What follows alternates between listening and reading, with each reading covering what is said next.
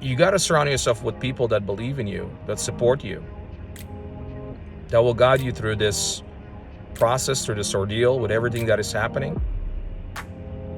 You got to have mentors. You got to seek out those mentors. And also, make sure you take advice from people that actually doing it at the high level. I know there are a lot of people out there that have well intentions and they mean well. Some of them may be your family members, some of them may be friends. But in reality, they cannot relate to you. They cannot relate in what you're dealing with as a real estate sales professional. So they may say really nice things and they may mean well, but it doesn't mean they really truly understand what you deal with. So surround yourself with those people that deal with it on a daily basis on the front lines. All right? So I hope this was helpful to you guys. The sky is blue.